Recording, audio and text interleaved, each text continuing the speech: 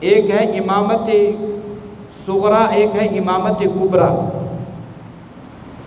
جو امامت کبریٰ ہے اس کا یہی مطلب ہے کہ آپ زمین کے اوپر حکومت کریں اور اس کنٹرول حاصل کریں، پھر اس زمین کے اوپر اللہ کے احکام کو نافذ کریں۔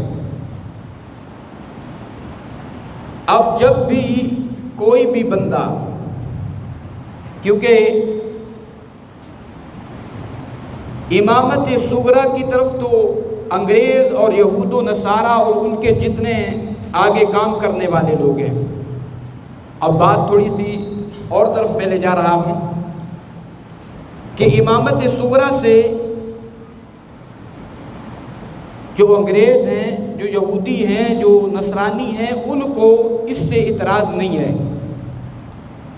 امامت صغریٰ نماز پڑھا دو، مسجد میں اذان دے دو، مسجد کی صفائی کر دو، لوگوں کے شرعی مسئلے مسائل حل کر دو، یہ امامت صغریٰ کے اندر آتے ہیں۔ امامت کبریٰ میں یہ ہے کہ آپ وقت کے بادشاہ بھی ہو اور امام قوم کے امام بھی بنو، اور پھر اس زمین کے اوپر اللہ کی حکومت قائم کرو، اللہ کے نظام کو۔ یہ امامت کبریٰ ہے۔ اب جب بھی کوئی بندہ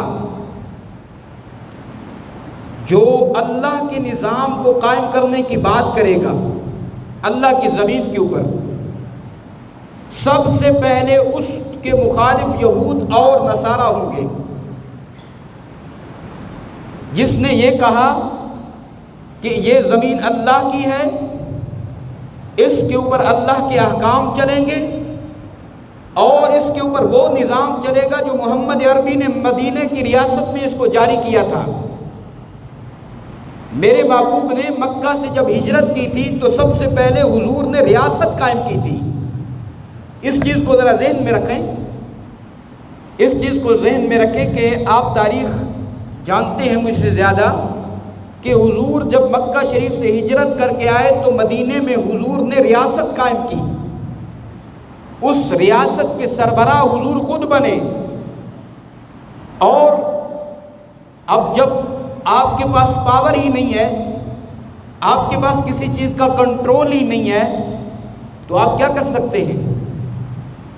سب سے بنیادی چیز یہ ہے کہ خود انسان مسلمان اپنے اندر پاور پیدا کرنے کی کوشش کرے،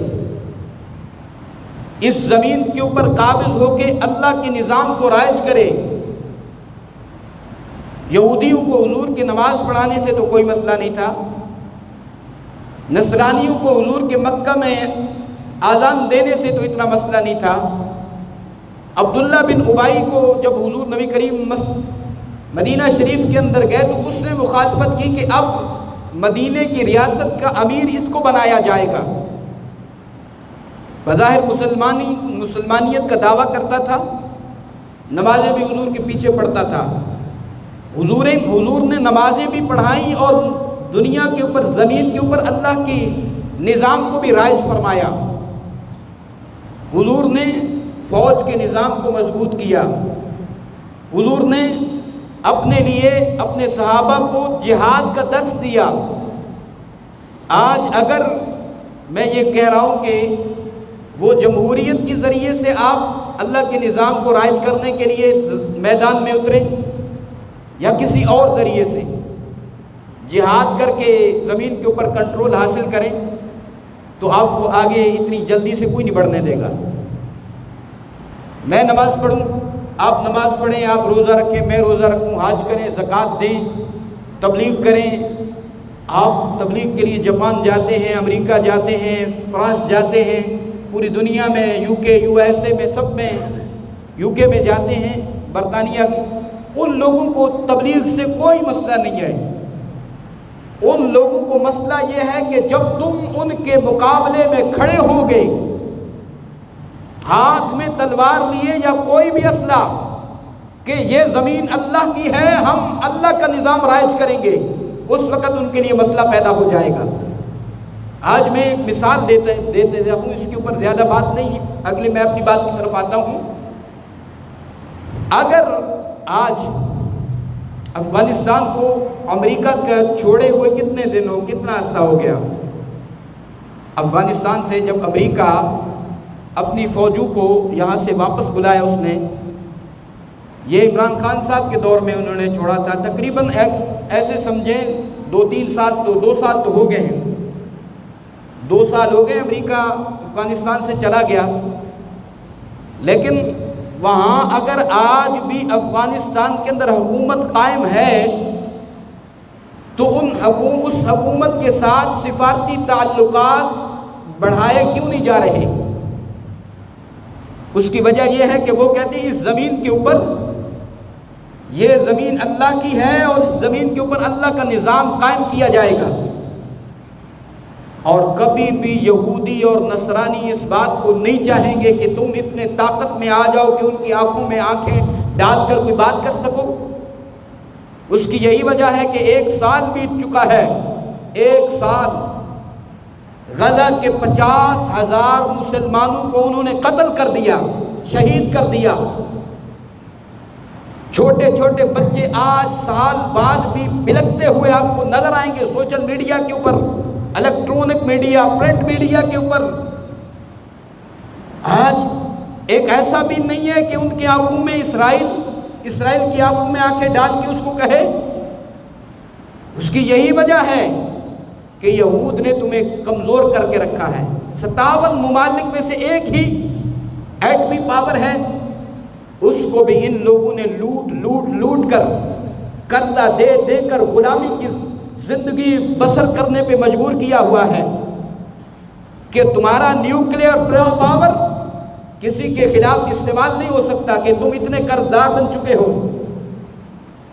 ہمارے حکمران کسی کے سامنے آنکھ اٹھا کے بات نہیں کر سکتے، کیونکہ یہود کی کوشش ہے مسلمانوں میں ایک ملک نیوکلیئر پاور۔ اور یہودیوں کو دیکھیں، نصرانیوں کو دیکھیں، ان کتنے ملک ہیں جو نیوکلیئر پاور ہیں، وہ سب کے سب۔ میں جب بھی کوئی اللہ کی زمین کے اوپر اللہ کی نظام کرنے کی بات، قائم کرنے کی بات کر دے گا تو اندر سے لوگ کہتے ہیں یہ اللہ کے نظام کو قائم کریں گے۔ یہ لوگ کفار مکہ بھی ایسے کہتے تھے۔ یہ کفار مکہ کی تاریخ آپ جانتے ہیں، کفار مکہ یہ کہتے تھے محمد صلی اللہ علیہ وسلم یہ یتیم، وہ یہ کہتے تھے کہ یہ یتیم کیا، ہمارے نزدیک تو حضور کو یتیم نہیں کہنا چاہیے، در یتیم تھے حضور۔ وہ کہتے تھے کہ یہ یتیم اللہ کا نبی ہے، کیا یہ اللہ کی زمین کے اوپر اللہ کے نظام کو قائم کرے گا؟ یہ بات ان کو شروع سے اچھی نہیں لگتی یہود کو۔ یہ سوچ لو، ہمارے ہاں کہتے ہیں یو کے میں بھئی اتنے مساجد ہیں، لوگ نماز پڑھتے ہیں، یہ پڑھتے ہیں، ان کو کوئی مسئلہ نہیں ہے آپ کی نماز پڑھنے سے۔ صرف ان کو مسئلہ اس وقت ہوگا جب آپ ان کے مقابل میں کھڑے ہونے کی تب وہ دوڑ کریں گے، پھر وہ اپنے کارندوں سے تمہیں گرانے کی کوشش کریں گے، اور بہت جلدی گرا بھی دیتے ہیں۔